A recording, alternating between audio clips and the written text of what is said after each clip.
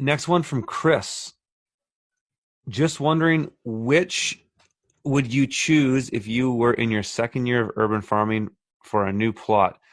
We have a large deer problem here in our town in Northern Ontario. So 7-foot fencing is a must. Yeah, for sure.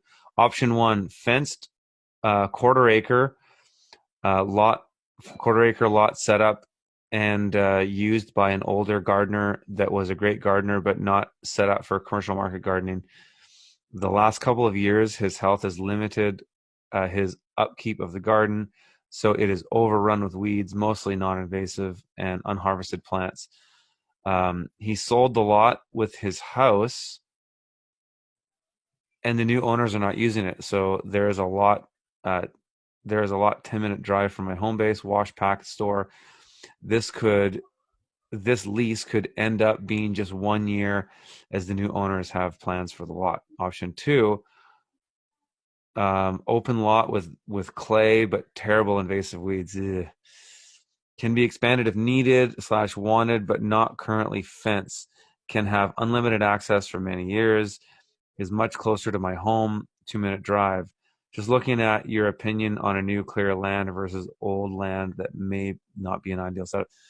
That's interesting. It's an interesting scenario you're in there. The quarter acre is kind of neat because it doesn't sound like you got a lot of work to get that into production, and maybe 10 minutes. If you're talking a 10-minute drive or a 2-minute drive, I mean, yeah, 2 minutes is a lot easier if you can get there a lot, and you want to be there a lot. But 10 minutes isn't that much. Like, it's a 10-minute drive up to my new farm, and I don't mind. I just go prepared, right? So when I go there, my plan is to be there and have everything I need. I don't want to have to be making trips back and forth for things, right? I'm going there to do all the work for the day, and then I'm done. So it's kind of appealing that you could get it going. So as far as your option two, if this is a lease, the question is, what are those invasive weeds? I would say if there's a lot of Canadian thistle and field bindweed, I wouldn't use it. That's just me. However, those plots can be used if you really get into landscape fabric as a mulch. I did it. And so that would mean you got to just transplant everything. But it can work. I had a plot once, just a few blocks from my house, actually. I only used it for a year.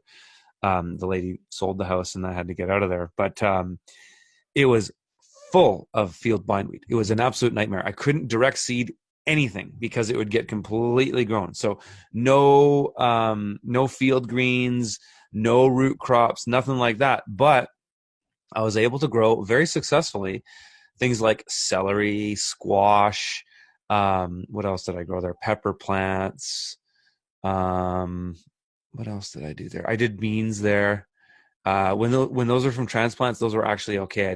I remember I didn't have fabric on there, but when I transplanted the crop in the ground, they were tall enough that the bindweed just kind of was on the ground and did pull the plants down a little bit, but I still got a decent yield of beans out of there. So you can do it. It's possible, but it's not ideal for sure. But the neat thing about urban farming is that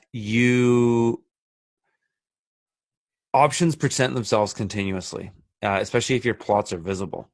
So this 10-minute drive that's a quarter acre, I don't know what that neighborhood's like, but it sounds like you could get it going a lot quicker and set up to get something happening. And then people see you, they learn about your farm, they get excited about it, and then all of a sudden there's new offers. When in my 10 years of running Green City Acres, I'm not exaggerating, I turned over 20 plots of land. So, lots of small backyards and stuff like that, but 20 plots of land that I turned over, farmed, and then left. So, for me now at this stage, because I've been doing this all for 12 years now, I took some time off farming. It doesn't bother me that I would go and set up a piece of land and know that I might not even be there in a year or two. And that's what's happening at this new farm. Who knows? Like, I ultimately want to buy my own piece of property. But it just didn't I just wasn't finding exactly what I wanted. I'm really looking for something that kind of meets 90% of my criteria. And I just wasn't finding that. And then all this crazy stuff started happening. And so for me, it was like, well, we're going to have to make do with what we have now. So let's set ourselves up really well as best we can with the resources that we have. And so this lease came up. It was a friend of mine. Um, some friends who are involved in the farm also live next door, so that's also convenient. So it just made sense, basically. But maybe hopefully that gives you some food for thought there, Chris.